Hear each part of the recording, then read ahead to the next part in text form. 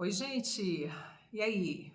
Bora continuar a nossa série de análises sobre as propostas para a saúde pública que constam dos programas de governo que estão lá no TSE, de cada uma das chapas que estão concorrendo hoje ao cargo de presidente e vice-presidente da República? Essa série já está no terceiro vídeo, né? Esse é o terceiro vídeo, e como a gente está fazendo na ordem inversa de popularidade de intenção de votos, a gente fez um primeiro vídeo sobre a chapa de Simone Tebet e Mara Gabrilli, um segundo vídeo sobre a chapa de Ciro Gomes e Ana Paula Matos, e esse terceiro vídeo, então, analisa as propostas que constam do plano de governo da chapa Jair Bolsonaro e Braga Neto. Vamos lá? Bom, o plano de governo se chama Pelo Bem do Brasil e traz as propostas no seu terceiro capítulo e as propostas para a saúde pública no item 3.2. Mas ele não traz direto as propostas para a saúde pública. Na verdade, eles fazem uma introdução, um preâmbulo, que explica um pouco como é que esse programa de governo, né, esse plano, ele é desenhado. E aí eu achei interessante trazer para vocês aqui um trechinho dessa introdução, desse preâmbulo, para que a gente compreenda essa linha de raciocínio. E aí eu vou falar aqui para vocês. Diz assim, ó: o governo Bolsonaro entende a família como célula ou base da sociedade, defendendo o seu direito e o fortalecimento dos vínculos familiares e intergeracionais. E depois ele complementa: assim, o ponto de partida e de chegada das políticas públicas e ações sociais do nosso plano de governo é a família. Muito bem. Se o conceito de família é uma coisa tão fundamental para a construção desse plano de governo, é preciso que esse conceito seja explicado. E aí é importante que a gente diga isso porque, a depender do conceito de família que você use, você vai excluir muita gente. E nesse país, saúde é um direito de todos e um dever do Estado, e não há espaço para qualquer tipo de preconceito. Como a gente sabe que há uma grande divergência entre o conceito de família, que é utilizada pelo grupo que hoje ocupa a administração pública federal, e o conceito de família, que legalmente e socialmente é aceito nesse país, é preciso que a gente entenda o que está acontecendo e, infelizmente, esse plano de governo não explica isso. Mas segue para as suas propostas, que eu vou começar agora. Então vamos lá, proposta número 1 fala sobre acesso, geração de oportunidades no acesso aos serviços sociais básicos. Infelizmente, a proposta não traduz o que são serviços sociais básicos, nem diz como vai fazer para gerar oportunidades nesse acesso. Só cita que a preocupação é o acesso. A proposta número 2, proteção social. Proteção social é base daquilo que a gente faz, porque sabemos que a nossa população é muito heterogênea na sua capacidade socioeconômica e que isso se reflete claramente na questão da saúde pública. Mas vamos entender o que eles colocam sobre proteção social.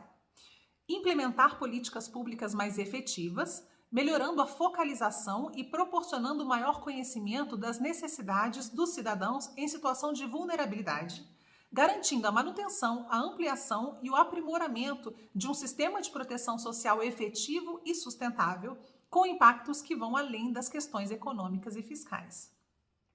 Com todo respeito, isso não é uma proposta, porque não fala sobre quais são as políticas públicas que devem ser implementadas, como elas serão mais efetivas, fala sobre proporcionar maior conhecimento das necessidades dos cidadãos em situação de vulnerabilidade. A gente precisaria entender em que ponto a gente está agora e como que isso pretende ser atingido. Usa a ideia de um aprimoramento de um sistema de proteção social efetivo e sustentável, com impactos que vão além das questões econômicas e fiscais. Bem, é uma proposta, é um texto muito vago, e a gente não pode considerar isso efetivamente uma proposta, já que não fala sobre as políticas públicas que devem implementar. Terceira proposta, rota produtiva. Fala aqui ou tenta trazer a ideia de que é preciso levar as famílias para uma situação de sustentabilidade econômica para que elas sejam capazes de produzir a própria saúde. Tudo bem. Qual é a proposta? acelerar o processo de combate à desigualdade e criar novas ações, incluindo tecnologia e educação, considerando as características regionais. Acelerar o processo de combate à desigualdade, eu acho que é uma ideia de todos nós, tá certo? Ninguém pensa em não acelerar o processo de combate à desigualdade ou deixá-lo da maneira como ele é. Mas não fala como isso vai acontecer, fala sobre criar novas ações, mas não fala quais seriam, e também não fala como que isso seria desenvolvido ao longo do tempo. Quarta proposta, programa Abrace o Brasil. Diz o seguinte: reunirá os diversos abraços regionais a partir de critérios emanados da política de governo, promovendo o desenvolvimento socioeconômico regional e combatendo a violação de direitos. Então, vamos lá, né? Precisamos entender o que são os tais abraços regionais. E aí, ele descreve como exemplo desse abraço regional um programa piloto feito no arquipélago de Marajó, chamado Abrace o Marajó. E aí ele descreve da seguinte maneira, ó, que foi um programa de sucesso, um caso de sucesso, que atuou em 4 eixos: desenvolvimento social, infraestrutura, desenvolvimento produtivo e desenvolvimento institucional. Infelizmente, o programa não fala sobre absolutamente nenhuma ação nesses 4 eixos que a gente pudesse entender exatamente do que se tratou o programa. Mas ele continua e diz assim, ó: nos seus quase 2 anos de execução, produziu resultados tão expressivos em porção excluída do território nacional que tem chamado a atenção de outras regiões brasileiras. Infelizmente, também, o programa não traz quais seriam esses resultados tão expressivos, muito menos se essas outras regiões brasileiras que tiveram sua atenção seduzida pelo programa, se elas replicaram esse programa com igual sucesso. Ainda assim, o programa fala sobre multiplicar este programa, apoiando a retomada plena da política regional brasileira. Fala aqui sobre critérios emanados da política de governo, não fala que critérios são esses, e promover desenvolvimento socioeconômico regional é uma coisa que todos os programas falam e a gente, obviamente, gostaria que acontecesse. De novo, um pouco vago. Próxima proposta, foco na atenção primária. Isso é uma coisa que vocês vão ver em todos os programas de governo, porque o Sistema Único de Saúde, ele é baseado na atenção primária. E a gente sabe que uma atenção primária melhor desenvolvida, mais fortalecida, ela é mais resolutiva, ela ajuda a resolver os problemas de saúde da população com mais facilidade e ela ajuda também as pessoas não adoecerem. Então, um programa, uma proposta, que foque na atenção primária, nesse fortalecimento, expansão, melhoria de acesso, isso tudo é importante. Então vamos ver o que eles colocaram. A descrição dessa proposta diz o seguinte: importante que nutrólogos e nutricionistas sejam ouvidos a fim de contribuir na segurança alimentar da população, propondo alimentos adequados e compatíveis com a cultura de cada região, diminuindo a pressão sobre o sistema de saúde brasileiro na medida em que a boa alimentação inibe o aparecimento de doenças. Vamos lá. A proposta de incluir nutrólogos e nutricionistas na equipe multiprofissional da atenção primária é interessante e seria muito mais interessante se ela não ignorasse o fato de que quase 60% da população brasileira vive em algum grau de insegurança alimentar e que 33 milhões de brasileiros passam fome. Incluir nutrólogos e nutricionistas neste cenário, até onde eu chequei a última vez, não enchia o prato de comida das pessoas. Então, eu acho que essa é uma proposta que poderia ter algum senso de pertencimento à realidade se a nossa realidade socioeconômica fosse um pouquinho diferente. E ela também não é uma proposta que fala sobre um foco na atenção primária, no programa de atenção primária à saúde como um todo. Infelizmente, ela não tem validade neste sentido. Próxima proposta fala sobre uma categoria extremamente importante da atenção primária, que são os agentes comunitários de saúde.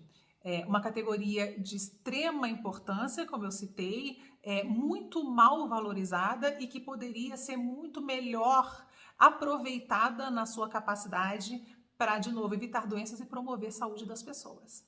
Então, vamos ver qual é a proposta para os ACS. Acréscimo de cerca de 250% para contratação e pagamento para o ano de 2023, totalizando 7,6 bilhões de reais. Veja, isso não é uma proposta para os ACS, isso é uma descrição do orçamento da União para 2023. Não é uma proposta para a classe, tá certo? Não fala em quanto que vão aumentar o número de indivíduos na categoria, não fala se vão investir na formação dessas pessoas, se vão investir na segurança dessas pessoas em área de risco, enfim, teriam muitas propostas para se fazer para os ACS, essa não me parece ser uma. Próxima proposta fala sobre Programa Nacional de Apoio à Atenção Oncológica, que eles chamam aqui de PRONON, e aí a descrição é a seguinte: ampliar a oferta de serviços e expandir a prestação de serviços médico-assistenciais no campo das doenças oncológicas.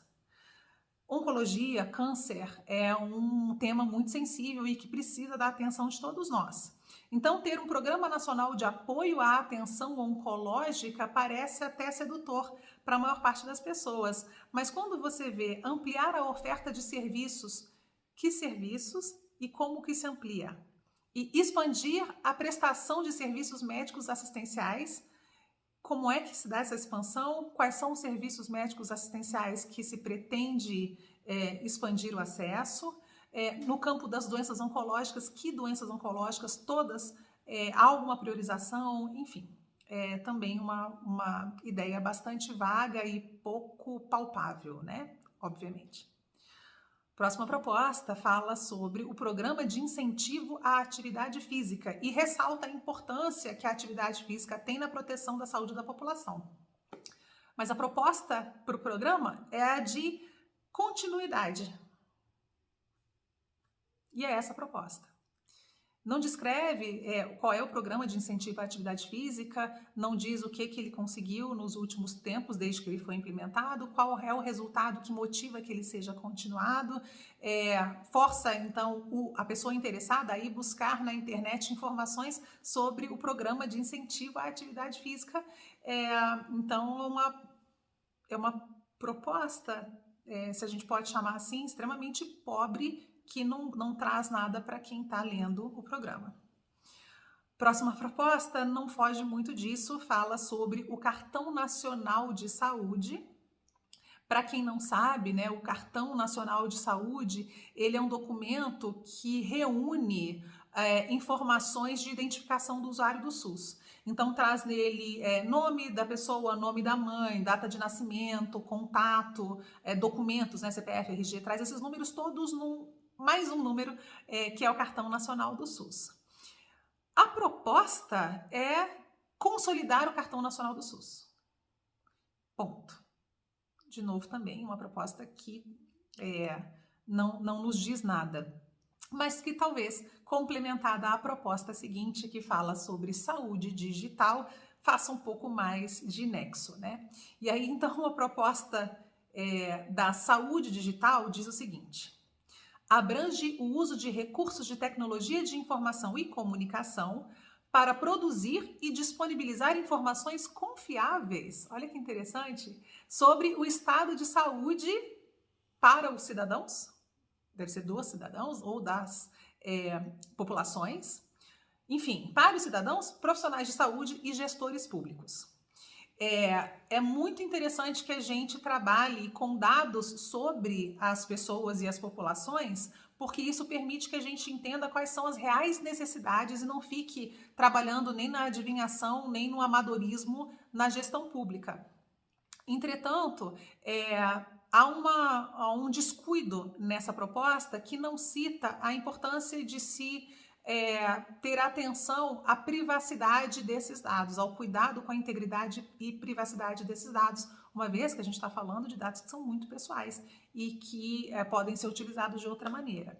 Então, a proposta para a saúde digital é interessante no sentido de produzir e disponibilizar informações confiáveis. mas não fala exatamente como vai utilizar isso, nem qual é a ideia de promoção dessa proposta ao longo desses 4 anos, o que se pretende obter ao longo desses 4 anos, o que seria fundamental para que a gente mensurasse o sucesso da proposta. Próxima proposta fala ainda sobre essa questão digital, que é a ideia do programa Telesaúde Brasil Redes. Programa esse que não é descrito em nenhum momento nessa porção de saúde do programa do candidato. Mas diz o seguinte: operar os programas para permitir fortalecer o processo de democratização do acesso aos serviços de saúde. Uma frase enorme que pode ser enxugada em muito pouca coisa. A ideia é que o uso da tecnologia melhore o acesso das pessoas. Quer dizer, se você não tem acesso porque na sua cidade não tem o especialista X que você precisa, que pelo telesaúde, pela saúde à distância, você consiga ter uma avaliação com um especialista dessa área. Mas, veja, essa é a minha interpretação como profissional da área. A pessoa, né, o cidadão de uma forma geral vai ler isso daqui e vai dizer: operar os programas para permitir fortalecer o processo de democratização do acesso aos serviços de saúde. Muito texto para pouca ideia, né? É o que parece aqui, e que poderia ter sido substituído, por exemplo, por uma explicação breve sobre o que é o programa Telesaúde Redes, tá? Próxima proposta. Fala sobre gestão. E a gente sempre, eu ressaltei bastante isso nos outros vídeos que fiz, porque esse é um dos nossos calcanhares de Aquiles, né? O SUS não é só subfinanciado de maneira crônica, quer dizer, recebe menos dinheiro há muito tempo. A gestão desses recursos também não é a melhor possível, porque sobra boa vontade, talvez, mas falta conhecimento técnico tanto da área da saúde quanto da administração pública para lidar com esses recursos. Então, propostas que falem sobre gestão são sempre interessantes. Vamos ver o que essa daqui fala. Articulação entre os setores público e privado, complementar e suplementar, mediante o aperfeiçoamento dos mecanismos de regulação e aumento da eficiência e equidade do gasto, com adequação do financiamento às necessidades da população. Deixa eu tentar traduzir aqui, tá? Ele fala em articulação entre setores público e privado, quer dizer, como é que setor público e privado trabalham juntos, mas ele não fala exatamente para quê, né? Qual é o objetivo desse trabalho em conjunto. Mas continua, mediante o aperfeiçoamento dos mecanismos de regulação. Não descreve quais são os mecanismos, nem como isso seria aperfeiçoado, o que é importante para que essa ideia não se volte contra o próprio SUS, tá bem? Que seja benéfica para todo mundo, inclusive para o sistema. Mas não fala. E aí continua, aumento da eficiência e equidade do gasto, isso é uma coisa que a gente quer, com adequação do financiamento às necessidades da população. Isso também é um objetivo de todo mundo. Mas, de novo, não fala como isso acontece e nem como isso é regulado de maneira a proteger os interesses de todos nós. E são essas as propostas. Eu vou encerrar esse vídeo aqui com uma avaliação geral para vocês agora. Bom, então, para a gente encerrar, vamos tentar fazer uma visão panorâmica aí desse programa. Ele tenta até unir pontos sociais, econômicos, educacionais, né, ao contexto da saúde pública, porém falha intensamente em pontos que são cruciais. O primeiro é aquele que eu citei, na verdade, que fundamenta, né, o programa de governo, como eles colocam, que é o conceito de família. Se o conceito de família não for um conceito abrangente, esse programa ele é excludente de parte da população brasileira, o que significa que está indo contra a nossa própria Constituição, que diz que saúde é um direito de todos e um dever do Estado. Então, essa definição ela é muito importante e precisa ficar muito clara para que a gente entenda do que eles estão falando. Infelizmente, não é assim que se coloca. Um outro problema é que as propostas são muito vagas, num contexto bastante nebuloso, traz palavras como consolidar, ampliar, expandir, operar, que são muito pouco compatíveis com uma ideia lúcida do que essas propostas estão trazendo, a que elas se referem e como é que elas pretendem executar, financiar ou medir o sucesso de cada uma delas, né, nessa busca pelos objetivos que a gente precisa. Então, parece tudo muito simplista quando a coisa não é assim.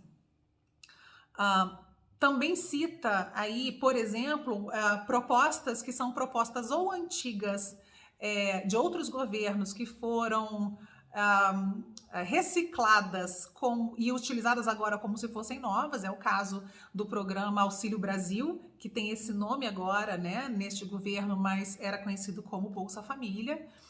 E também traz propostas que, na verdade, são parte do orçamento da União, não são propostas em saúde pública propriamente ditas, como, por exemplo, a ideia do financiamento de contratação e pagamento para agentes comunitários de saúde, que já é uma coisa que faz parte do orçamento que a gente tem para o próximo ano. Então, é muito pouco palpável nesse sentido.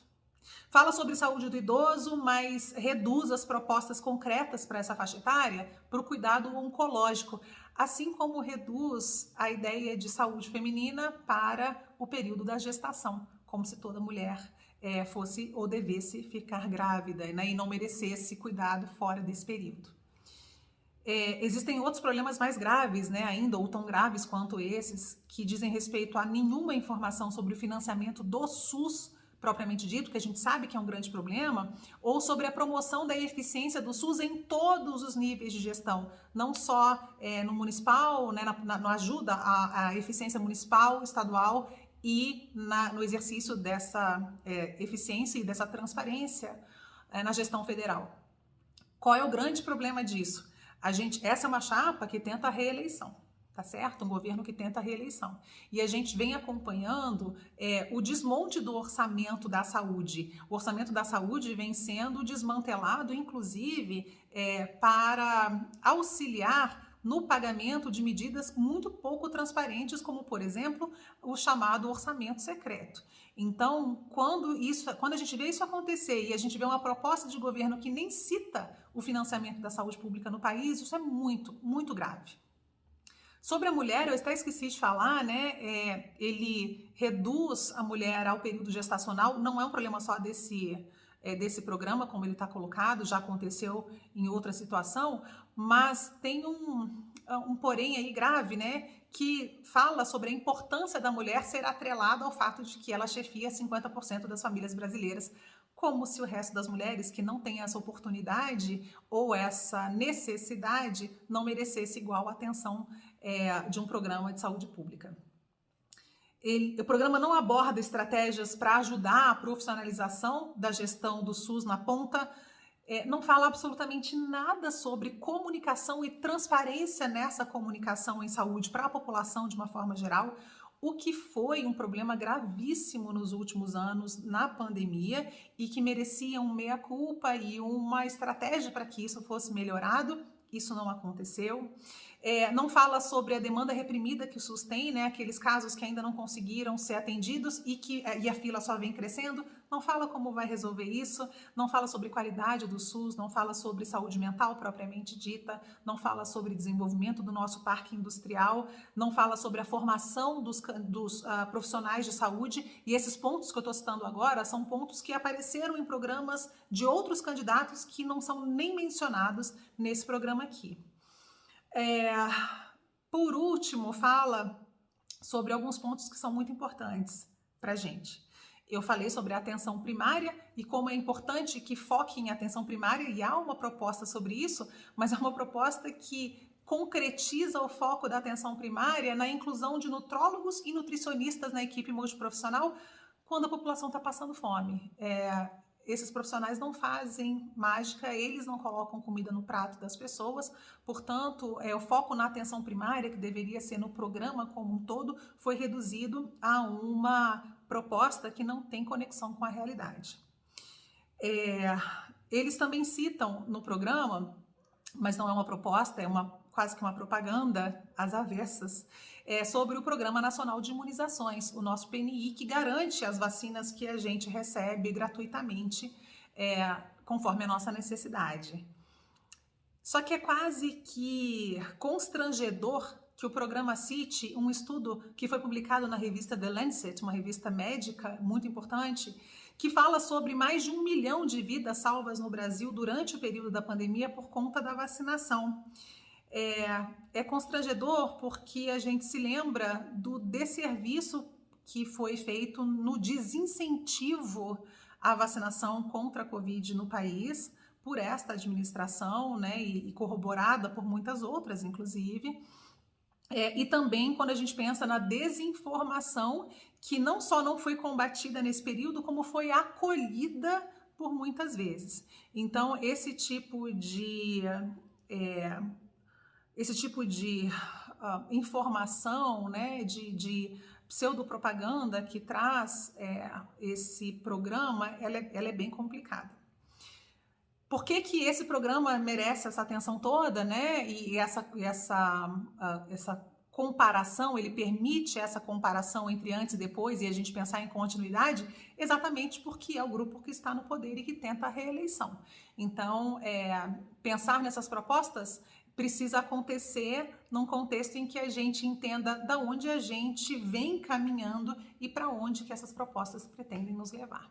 Tá? Espero que ajude a vocês. O próximo vídeo é o último e fala sobre a última chapa que a gente ainda não comentou, que é a chapa Luiz Inácio Lula da Silva e Geraldo Alckmin. Até mais!